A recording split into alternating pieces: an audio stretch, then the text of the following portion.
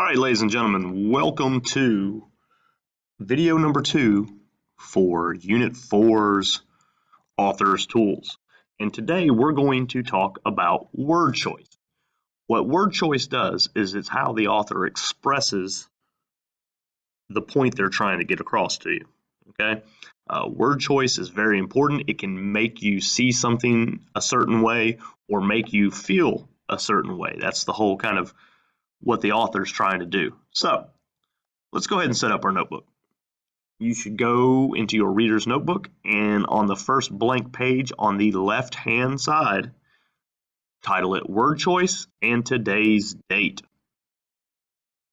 So we're going to go ahead and jump into the definition of word choice. Word choice is specific words or phrases an author uses to describe a topic, person, place, or event. This is how the author paints a picture for you. This is how the author describes a situation, a person, the setting, whatever it is to you. This is part of when we talk about the style of an author. Word choice comes into play as an important part of the author's style. Okay? So go ahead and get this definition. Pause if you need to.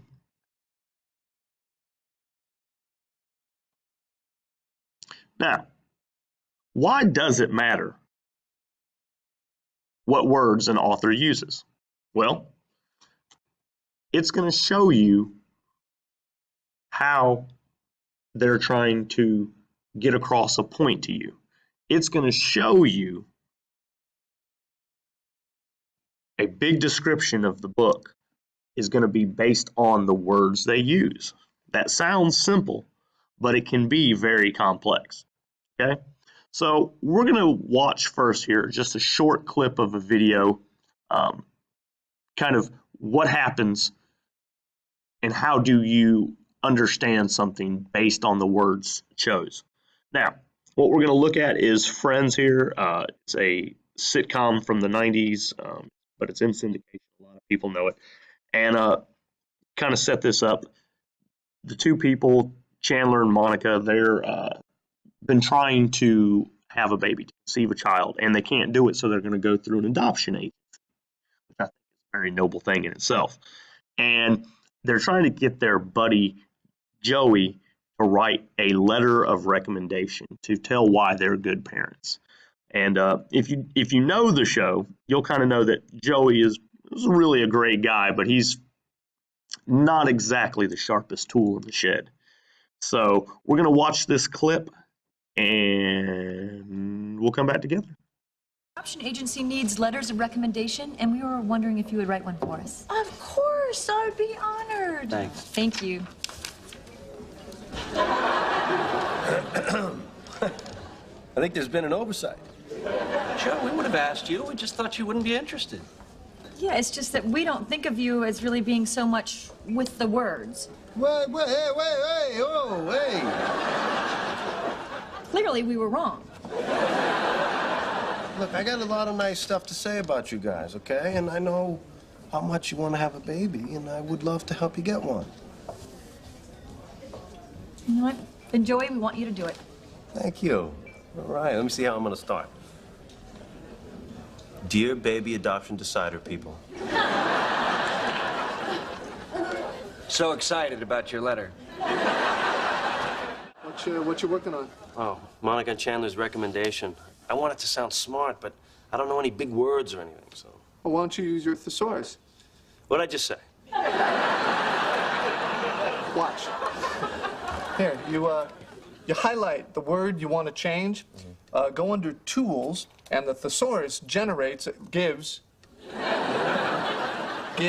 a whole list of choices. You can pick the word that sounds smartest. Oh my God, that's great.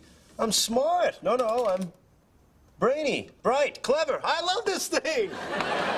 Look out, ladies. Joey Tribbiani's got the whole package. I don't understand. Some of the words a little too sophisticated for you. It doesn't make any sense. Well, of course it does. It's smart. I used a thesaurus. On every word? Yep. right, what was this sentence originally? Oh, they are warm, nice people with big hearts. And that became, they're humid, prepossessing Homo sapiens with full-sized aortic pumps. Yeah, and hey, I really mean it, dude. Right, Joey, I don't think we can use this. Why not? Well, because you signed it Baby Kangaroo Tribbiani.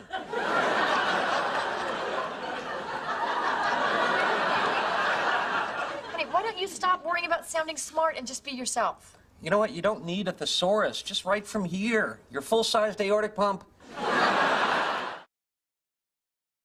Now, that's a pretty comical clip, but it makes a broader point, is how words and the words we choose are important. And when the author chooses specific words, they are trying to describe something specifically, okay? And it also affects your emotional response to it. When they were talking about being smart, they used, Joey had used the thesaurus and saw things like brainy, intelligent, all right? These are words that say the same thing, but depending on how you use it, it makes you feel a certain way. It describes the situation in a certain manner that makes you think about it differently. From saying smart to brainy, it kind of puts a different picture in your head. And then from brainy to intelligent, who you're describing or the situation that you're describing, it changes within your mind. It makes you think of it differently. So there's another part there where he's saying to write from the heart, and that he had used the thesaurus to try to figure out, saying that they had a big heart. And when Chandler says when he's trying to say right from the heart, what does he say? He says right from your full-size aortic pump, which if you use the thesaurus for heart, that's probably what you're going to come up with. So you can see, even though this is a comical introduction to word choice, the writers of the show, the authors of this show, were making a point about word choice. So we're going to go back to our notes. The words an author chooses can show how the author feels. Do they like or dislike that object, person, or idea? Are they feeling positive or negative? They get a message across. Words can make a reader buy a product, believe in an idea, hate a character, so on and so forth. It can make a reader feel a certain way. Some words make you feel happy, sad, scared, excited, angry, and so on. And then word choice also creates a mood or tone. Words can make a text feel serious or silly, comforting or cold, angry or peaceful, and so on. So you've got these big ideas that the words they choose show how the author feels. It gets a message across, makes a reader feel a certain way, and creates a mood or tone. So these are notes of yours that you need to go ahead and write down. All right, so if you're hearing this, that means you have finished writing your notes. So let's do a little practice here. What message is the author trying to get across, and what words do they use to do so? Now, we're going to look at a very similar product from two different commercials. One is targeting one audience, one is targeting another audience. And it's the words they use, not just the visuals, but the words they use to get their message across. All right, let's look at the first clip. I'm your Venus, I'm your fire, your desire. Introducing Venus from Gillette, the first razor designed to make you feel like a goddess. Protective cushion surrounds 3 blades for the closest shave ever in just 1 stroke. So close your skin stays smoother longer. And that's something all goddesses are entitled to. Now individually sealed blades are easy to store, easy to change. Venus, reveal the goddess in you. So, what words did the author use to get the message across? All right, they used desire, goddess, protective, just one stroke, close, smooth, entitled, easy, right? How do these words make you feel when you watch the commercial, right? Who are they targeting and why? Well, the reason or the effect is it makes you feel calm, happy, relaxed, compares women to goddesses, sends the message that this razor is great because it's easy and will make you feel like a goddess. And obviously, it is aimed at women. They assume women will like the razor because they want to be cared for and pampered, and they want things to be easy when they're shaving their legs or armpits. So it has a specific target audience. It has a specific use of words, right? The words they chose. And this has a desired or specific reason for doing it. It has an effect on the person that is watching this, right? So that's our first practice here. Let's look at another one.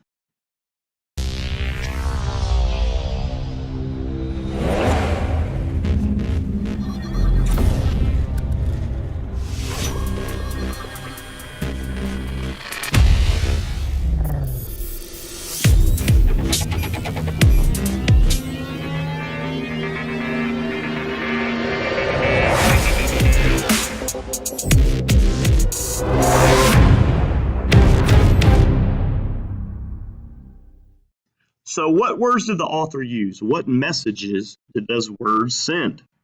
All right. Well, guarantee, perfect, intelligent microchip, pro-glide, power, alert, experts, 30,000 tests, control, high performance, electric. Now, why would the author use these words to describe this razor? Okay. Now, it's going to feed in, both these commercials feed into a little bit of stereotypes about men and women. But in all honesty, they do research on this stuff, and it obviously is targeting a specific audience based on this language. All right. So what does this Gillette make you feel? The first one, think about it. You're all, oh, it's so smooth, and I feel like a goddess. And this one's, it makes you feel tough, intense, smart. Compares it to a car and other technology, sends the message that this razor is great because it's strong and technologically advanced, right? It's aimed at men. They assume that since men like cars and gadgets, men will like this razor. So you have two commercials with two very different word choices. Again, you look at these word choices, power and high performance, right? It's targeting men, and the other one was targeting women. And again, I understand it feeds into certain stereotypes, but at the same time, my experience in life is that, some of these are true, and they do research on this stuff, so they obviously have an idea of who they're trying to target, at least as a high percentage, okay? And it's all about word choice. The reasons, the effect it has on the reader, or in this case, the viewer. Okay? So, let's look at a poem. Okay? We're going to transition here. And we've had a lot of visuals. Now we're going to look at a poem. All right, so this is a fairly short poem, but it does a good job of highlighting the author's word choice and how word choice can change how you view something. All right, so we've practiced with some videos. Now we're going to look at some text. Murky Monday, lockers slam, doorways clog, and hallways jam. Sweetest Ruby smiles so wide, she can't see me shyly hide. Wondrous Monday, lockers shine, Ruby smiled at me in line. Okay, so we're going to have a little bit of practice here, and I want us to kind of understand how all of this starts and how it finishes. Okay, think about the beginning. You have a murky Monday. When we think of murky, it's like dark, and I think of like a swamp or something, right? Murky. So it's kind of dark and maybe foggy, and you know how you walk into school some Mondays and you're just like, ugh, right? And you're walking down the hall and you're still half asleep and you hear those lockers slamming and you're like, oh, goodness gracious. And the doorways are clogged with people. In other words, like, you think of clog, like a drain getting stopped up. So the doorways are stopped up and the hallways are jammed up. So it's a very kind of negative way to start. But then Ruby comes in with that sweetest Ruby smile, right? And this person is kind of shyly hiding, and then all of a sudden, it's a wondrous Monday. See that word looks like wonder in there? And the lockers, they no longer slam, but they shine, right? And it's all because Ruby smiled at me in line. So the author here is trying to get across that they probably have a crush on Ruby, right? And they're walking into school in the beginning, and then by the end, because of this girl that they have a crush on, or it's a good day all of a sudden, right? So this is an example of what you are going to do with your book. All right, so let's look at the first words chosen: murky, slam, clog, jam. What is the effect of these words, right? Why does the author use this word choice in the poem? Well, because they want you to feel kind of sad and a little angry. It's school on a Monday, right? You're going to spend your whole life not always having the best attitude as you possibly could on a Monday, right? Whether it's school, whether it's work, Mondays are Mondays. You've had a break, you got to come back, and you got to kind of get in the swing of things. So the author in this poem, again, wants you to feel sad and a little angry because of this, the murky Monday and the slamming lockers and the doorways that are clogged and the hallways that are jammed, right? But it's progressing as the poem goes along. We're talking about what? Sweetest Ruby smile. She's so sweet. She's so awesome. The author really likes her, right? You can tell. It's like either they're bae or they're just like, oh my God, I'm crushing so hard on this girl named Ruby. And they, shyly smile at at Ruby. And this shows how the speaker feels about Ruby. Again, obviously he's crushing on her, and it's changing the way the poem progresses, and it's changing the author. The author started out so negative, and we're progressing and going forward into being much more positive, right? And then by the end, oh goodness, it's a wondrous Monday. Sky's the limit, right? Everything's great. It's wondrous. There's butterflies flying in the hallway and shining, beautiful lockers, right? And why has this all changed? And how did it change from the very beginning? Well, it's a wondrous and shine. How does that make you feel? What is the effect on the reader? Okay, well, it makes you feel happy, joyful. Shows how the speaker feels about Ruby's smile at them. Ruby's attention makes their mood change, right?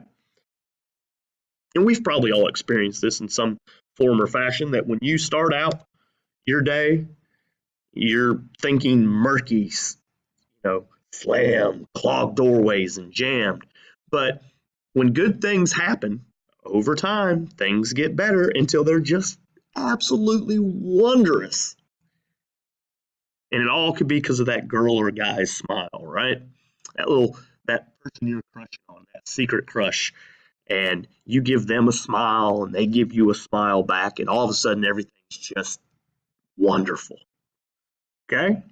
So, do you see how word choice can change the effect on the reader. Their style, their word choice affects you as the reader a certain way.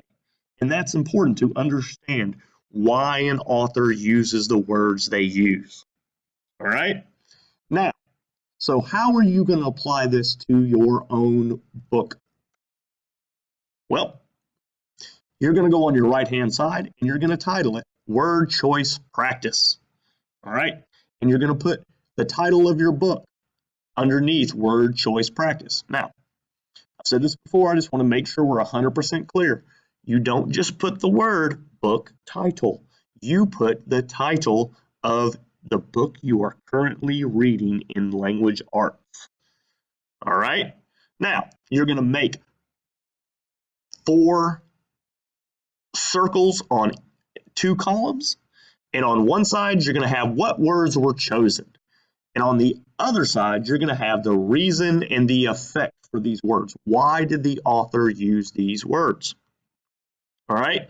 And as always, write my example first. So under words chosen, you should put sweetest and shyly. Why did the author choose these words? It shows that the speaker has a crush on Ruby. Okay? So, again, one more time. Right-hand side of your reader's notebook across from the notes on word choice, you put word choice practice. Underneath that, you put your book title, not book title, but your book title. And then you're going to make 2 columns of circles as a graphic organizer. Words chosen and reason and effect. And you're going to write my example. Then you're going to go into your book. You're going to find, if you are reading this book, you know that certain things are going on at certain times in the book. So it could be currently where you're at. You can go back into the book and remember a certain part. Think about something like maybe, I don't know, Hunger Games, and when Katniss volunteers to be tribute in her sister's place. I guarantee you that there are words chosen specifically for that part that says, you know, this is a serious moment where Katniss Everdeen takes the place of her sister at the Hunger Games, right? So let's give you specific instructions just to make sure we are 110% clear on what we're doing. Think about the words your author is using in your book. Find a place in your book where the author uses their words to create a mood, express an opinion, or make you feel a certain way. You need 3 examples. Remember, I gave you 1, 3 more come from you. Each example should show how they used words for a different reason or to create a different effect. Okay, add each of these examples in your chart. If there's a specific page to go to with the example, include it out to the side. So beside, let's go back over here and show you.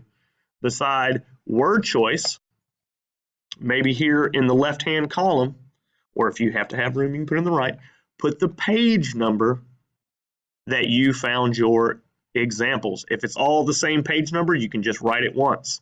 If it's different pages, then you would write specifically different page numbers here, okay? Write neatly and do your best work. Please do not forget that you will have a small mini assessment afterwards. The link will be on the Google Classroom underneath the video itself. When you have finished completely, you've done this to fidelity, okay? You've done all your notes and you have done all your examples. Do not move on until you have done that. Then click on the link and take the little mini assessment. As always, if you have any questions, always feel free to ask or rewatch a specific section or the entire video. One of the great things about these videos is you should be able to go back into it and have 0 questions if I have been specific enough in the video, because you can go back to it instead of me standing in front of the room and saying it and then 5 people raising their hand with 5 different questions because they didn't pay attention or they missed that part because they were writing notes. This is the whole reason we have these, all right? So this is word choice. Do your best, and may the odds ever be in your favor.